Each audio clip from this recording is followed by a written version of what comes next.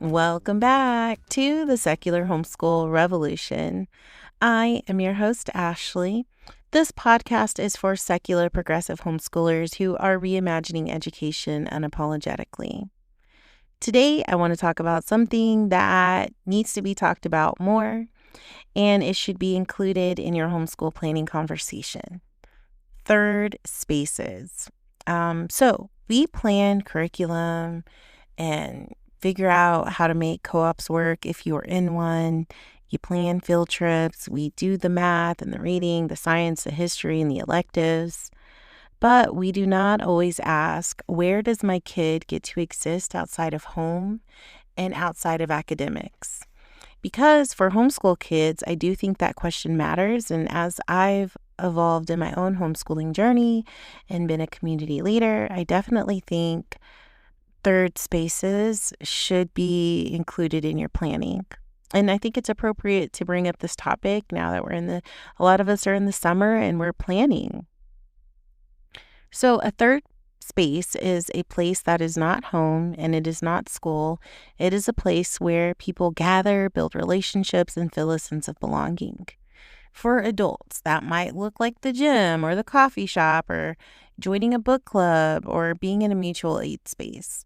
And for a kid, it can look like a park day, a library group, being a part of a sports team, robotics club, theater program, a poetry space, a nature group, or, a homeschool community. But here's the part I want us to sit with. A third space is not just another activity, and it's not just one more thing we have to plan and schedule for it to be filled with activities.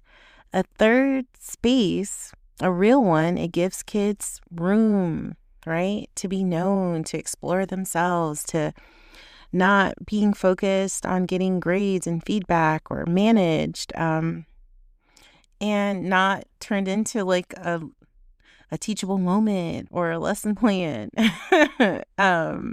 And before we get deeper into the topic, make sure you like, follow, and subscribe to the Secular Homeschool Revolution. And if this podcast supports your homeschool journey, you can buy me a coffee at buymeacoffee.com, Secular HS Revolution, and I'll have it in my show notes. Let's get into it.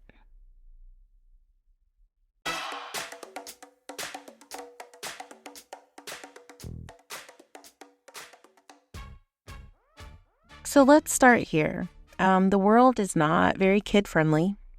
We as society expect kids to just know how to behave in public, and we don't offer them a lot of grace. We look at their parents with judgmental eyes if they're too loud at restaurants, or we are bothered and annoyed if they're too energetic in the stores. And we've even had complaints in our own neighborhood when kids are just too loud outside, using their outside voices. And they're just not, welcomed in adult spaces. And instead of asking, how do we build communities where kids belong, we keep asking, why don't kids know how to act? And then we blame it on, like, kids don't get spankings like they used to and all the things, right? And, I think it's great that they're practicing to be themselves. A lot of families, I don't live in a walkable neighborhood. Like, my neighborhood is a subdivision, but I can't walk to the store, to a restaurant, or to the grocery store, right? And a lot of kids in a lot of neighborhoods cannot safely ride bikes around the block. And, public parks are not always easily accessible or even well maintained. And libraries currently are being challenged and defunded, and community centers, again, are limited, and they aren't always accessible to families, and everything costs money. We're in a recession. And I get it. A lot of us parents are just trying to survive and work and pay bills and make sure their basic needs are met and provide a quality home education and just overall be present in daily life. So kids end up spending a lot of time in two places, at home or in structured activities. And there is a difference between being scheduled and being connected.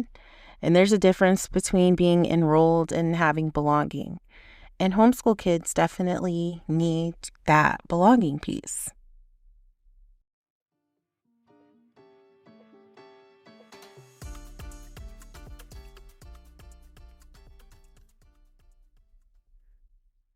So I don't want to pretend that traditional school automatically gives kids a healthy community because we know better. Schools can be harmful, they can be rigid, they can be racist and ableist and queerphobic and punitive and, you know, obsessed with compliance. And some of us are homeschooling because school just did not protect our kids. Some of us are homeschooling because school wanted our kids to fit into a system that was never built with them in mind. So this is not me saying put your kids in school so they can socialize. That is not what I'm saying. What I am saying is when we remove school, we also remove the built-in daily social structure. And that may be a good thing, but it means we have to, be intentional in how we replace the parts our kids still need because they still need consistent peers. They also need adults in their lives who are not their parents, and they do need group experiences. They need to practice friendship skills and how to handle conflict and how to respect boundaries, how to set boundaries. What does leadership look like in a friend group? How to repair harm and what does cooperation look like? And I think they have to learn more than just us having the conversations and hammering away at them, and they're not just going to learn through books about kindness. I don't want, I get it. You can talk to them about it all day long, but they need spaces where they can practice being a part of something and they're not constantly being managed. And I think this is why third spaces matter so much for homeschoolers because the home, I feel that way. Like I homeschool from home. I work from home. I have to live here at home. So, home is where your kid is learning, where they rest, where they, argue and engage with their siblings if they have some. This is where they're corrected. This is where they're loved. This is where they have their meltdowns. This is where they're parented. And I think that's a lot for one space to hold. And kids need somewhere else to breathe. And that is, away from us, like, 50 feet away from us. And just like we need a break from them, I think it's responsible for us to hold that sometimes our kids need a break from us.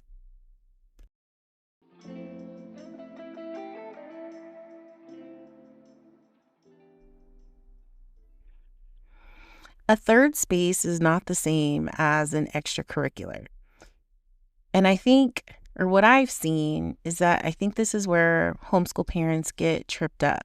We hear like a third space, and some of us may not even realize what that is.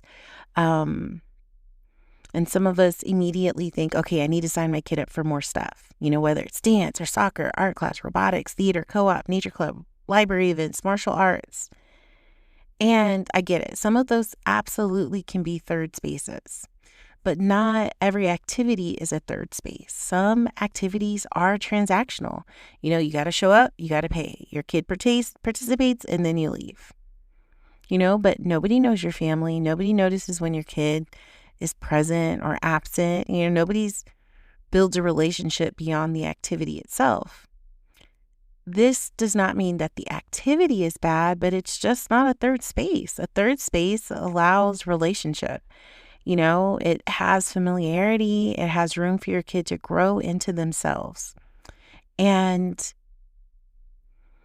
it could even be the library, for instance, like where the librarian knows your kid and knows your kid likes graphic novels and has the discussion. That's an adult outside of you.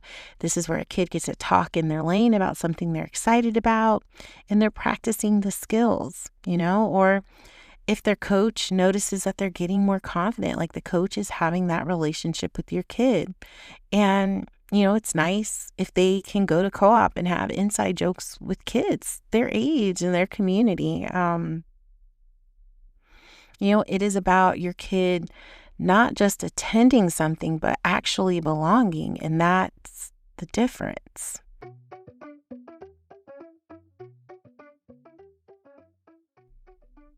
One of the most powerful things about third spaces is that kids get to discover who they are outside of the family dynamic, because kids can get locked into roles. They can get boxed in.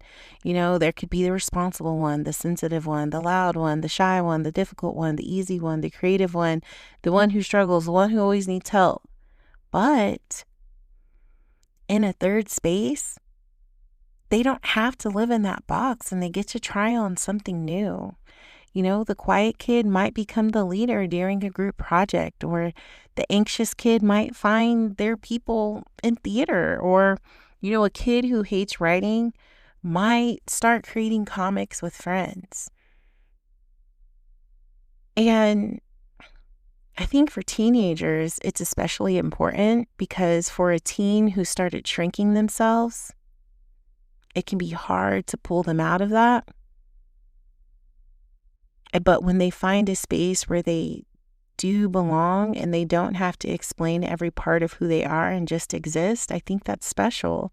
And for BIPOC, queer, disabled, neurodivergent, and just kids from non-traditional families, this can be especially important because if they can find a third space where they belong, they might not feel so ostracized. And I do realize that many mainstream homeschool spaces still center whiteness and Christianity and gender roles and the respectability politics. But a good third space can push back against that. It can say, you're not the exception here, and diversity is not the lesson, and that, belonging is not extra, but it becomes a part of your kid's voice and development and their character outside of you and your homeschooling and all of your expectations.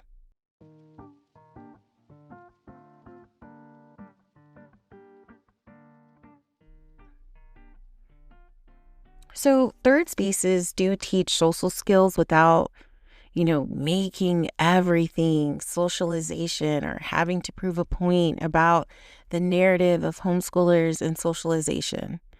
I know as homeschoolers, we are tired of the socialization question, and I get it, because people act like school is the only place a kid can learn how to interact with other humans, and you and I both know that that is horse crap. That is ridiculous.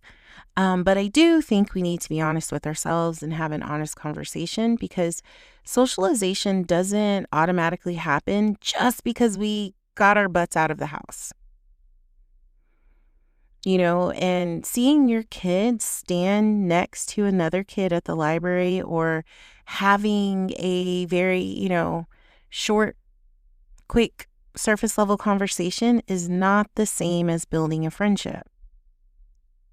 And going to a museum once with a group is not the same as learning how to be a part of a group.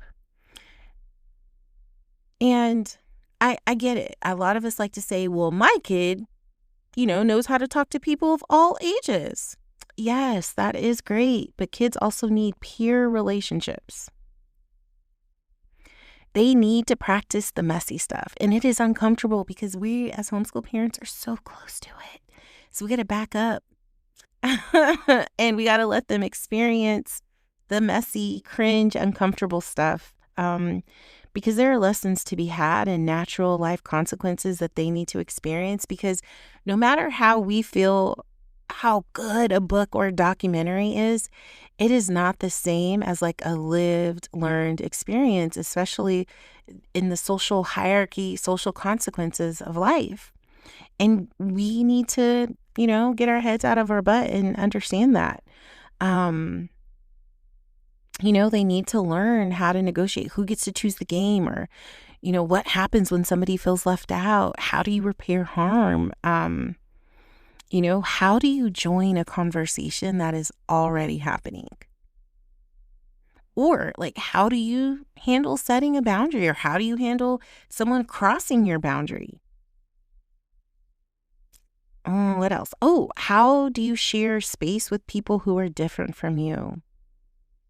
And I just don't think any of those are skills kids can master from one play date or joining one group activity. I mean, yes, it happens, but they do need repetition. They do need consistency, and they do need adults nearby who can support without controlling or managing or commenting or judging, every little thing that they do.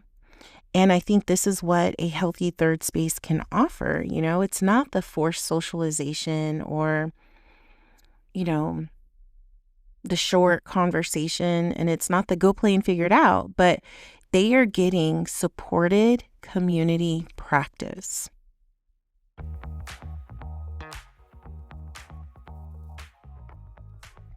I think the benefits of a third space are bigger than friendship. Yes, friendship is important, but third spaces offer more than friends because they can help kids build confidence. They can expose kids to new ideas. They can give kids access to mentors. They can make room for interests, that you may not be equipped to teach them at home, or it may not fit into your already packed schedule. And this can help kids separate that parent-child dynamic in a very healthy way. And it gives kids chances to learn to lead, to follow, to collaborate, to disagree, and just to learn how to repair. Because we've all functioned in spaces where we have been with adults who do not know how to communicate. They do not know how to repair harm. They do not know how to collaborate. And I think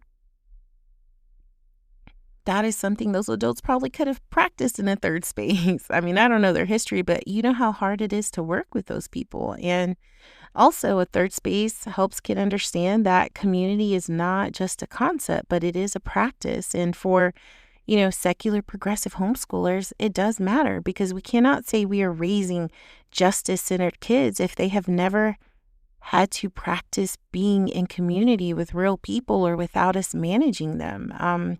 Communities where kids learn that inclusion is not just a word we've learned about or something that they had to write, a paragraph on. It is noticing who's being left out. It's about learning to make space. It's learning that being kind does not mean avoiding hard conversations, and that people have different needs and cultures and bodies and family structures and different ways of moving through the world. And that also should be prioritized in your education, to make space for them to have a healthy opportunity to explore themselves and the values, you've taught them. Because those experiences are the kind that shape who they will become.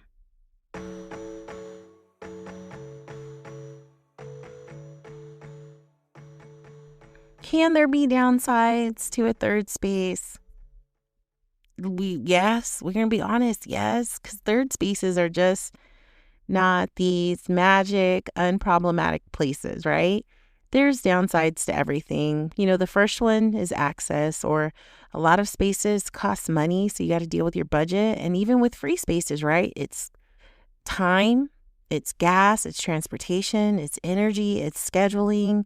And a family with one working parent with reliable transportation and flexible weekdays may have more options than a single working parent or a family in a rural area. So we cannot turn third spaces into like another, what's the word? I get not performance, but right. And this isn't about like proving how busy your kid is, right? It's about finding meaningful connection that works for you and them, And another downside is that some third spaces are just not safe. We do know some homeschool groups will say all are welcome, but, what they're meaning is you're welcome as long as you don't change the culture. Some spaces are openly against LGBTQIA plus and trans people. Some are casually racist. Some are racist and it's not casual. Some don't support disabled kids. A lot of spaces treat neurodivergent kids as behavioral problems, and adults do confuse control with leadership. And communities avoid conflict. And when they do that, that means harm gets swept under the rug. So yes, when you're picking out a space, you do need to be practicing discernment. You need to watch how adults talk to kids, watch whose needs are centered, watch what happens when conflict comes up, and listen to your kid when they say a space doesn't feel right. Because sometimes,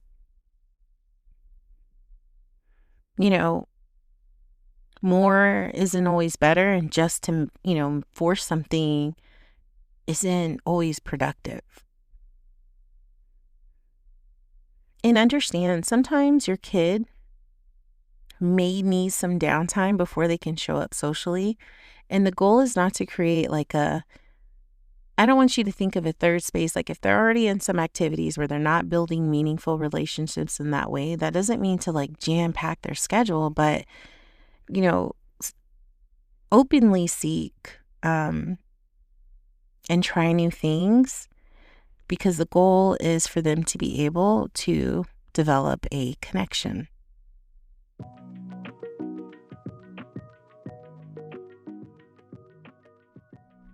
So here are some, or I at least want to offer you some simple third space ideas. Because I know if you're listening and you're thinking, okay, where do I even start?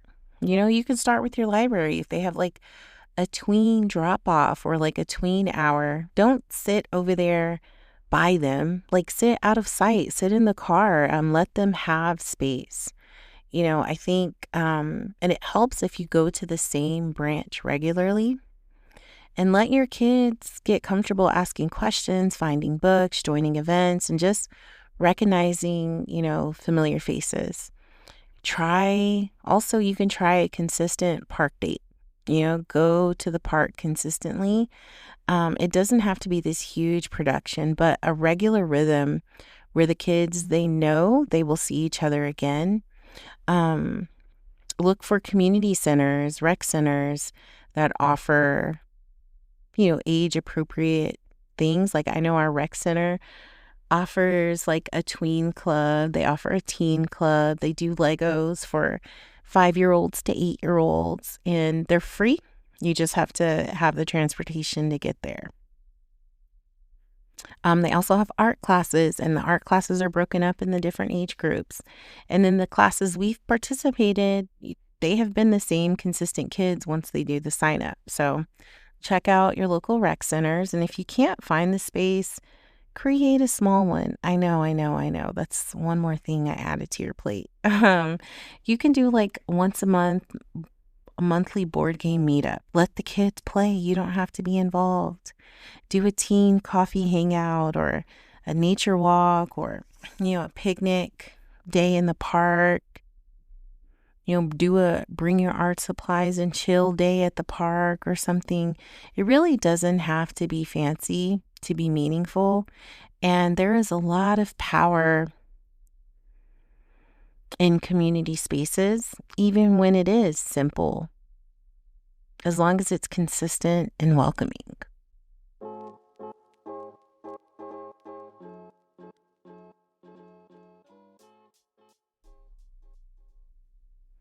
So here is the heart of the episode.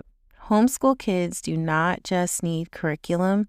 They do need community. They need spaces where they can belong without feeling managed or having to perform. They need people outside of their immediate family who know their name, who notice their growth, who actually care about their presence, and who they can build relationships with. They need safe spaces to practice independence and friendship and conflict and repair and identity. And as progressive homeschoolers, we do have to be intentional about that. That is our responsibility. Because we, again, are not raising kids who can just pass a test.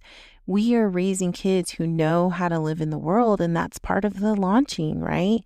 We want to raise kids who know how to build community, who understand justice as something practiced in relationships and not just discussed in lessons, and who know they deserve spaces where they are welcomed fully and celebrated for exactly who they are.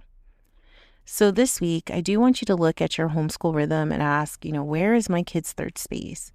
And if they don't have one yet, seek one out or start small, one place, one rhythm, one connection, and make sure it is consistent. That consistency matters.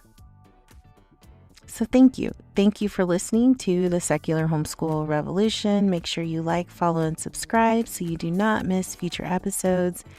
And if this podcast episode has supported you, challenged you, or made you feel a little less alone in your journey, please support the show by buying me a coffee. I have the link in my show notes. Until next time, keep questioning the system, keep building what our kids actually need, and keep reimagining education unapologetically.